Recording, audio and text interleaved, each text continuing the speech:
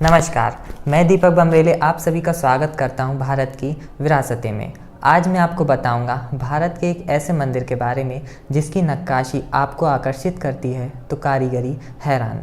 एक ऐसा मंदिर जिसके हर एक इंच में कारीगरी छिपी हुई है। एक ऐसा मंदिर जो विज्ञान को भी आईना दिखा दे।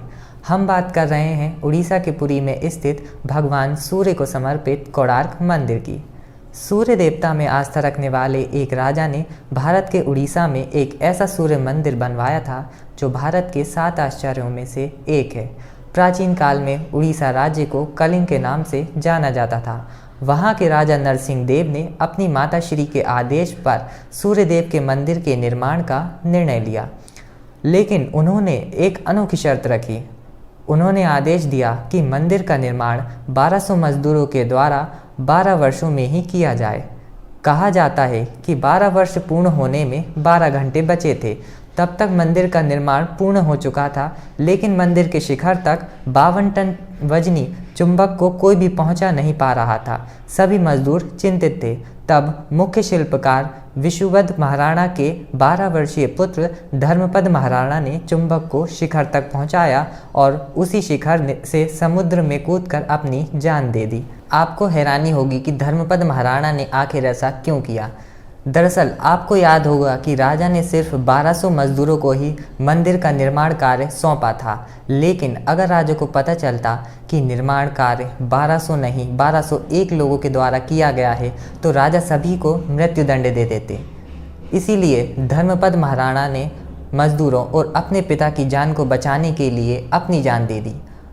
मंदिर का पहला दिन एक 12 साल के बच्चे की मृत्यु से शुरू हुआ था, इसलिए मंदिर में पूजा नहीं हुई। मंदिर के गर्भगृह में सूर्य देव की एक प्रतिमा स्थापित की गई, जो कि चुंबक के प्रभाव से हवा में तैरती रहती थी और जिस पर सूर्य की पहली किरण पड़ती थी। मंदिर में नट मंडप सबसे पहला बना था, जो नृत्य द्वारा सूर्य देव की आराधना के लिए बनाया गया था। मुख्य मंदिर गर्भगृह था, जिसकी ऊंचाई 227 फीट की थी। मंदिर का निर्माण भगवान सूर्य की रथ की तर्ज पर किया गया, जिसे 7 रंगों की भांति 7 घोड़े खींचते हैं। 24 घंटों की तरह 24 पहिए लगे हैं, जो एकदम सटीक समय बताते हैं। मंदिर में 3 द्वार हैं, एक सिंह द्वार, एक हाथी द्वार और एक अश्व द्वार, जो शक्ति, धन और साहस के प्रतीक हैं। मंदिर की दीवारों पर जीवन से जुड़ी कलाकृतियाँ देखने मिलती हैं।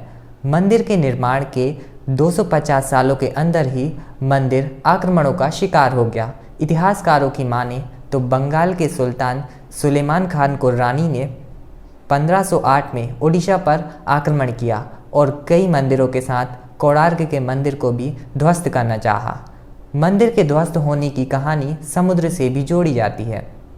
कहते हैं 16वीं शताब्दी में पुर्तगालियों के व्यापारिक जहाज मंदिर के करीब से जब होकर गुजरते थे तो कंपास गलत हो जाता था और जहाज गलत दिशा में चले जाते थे। तब चुंबक की हकीकत पुर्तगालियों को पता चली तो उन्होंने मंदिर के शिखर से चुंबक को उखाड़ लिया। चुंबक केंद्रीय शिला का कार्य कर रहा था, जिससे मंदिर की दीवारों में लगे पत्थर संतुलन में थे। चुंबक के हटते ही पत्थरों का संतुलन खो गया और मंदिर का एक हिस्सा धराशायी हो गया। ओडिशा के इतिहास की माने तो 1568 में कलिंग मुस्लिम शासन के अधीन हो गया। इसके बाद पुरी के पंडितों ने प्रतिमा को पवित्र बनाए रखने के लिए वहां से हटा दिया और मंदिर को बालू के नीचे छुपा दिया। तब से मंदिर वीरान सा हो गया, उस पर जंगल उग आया।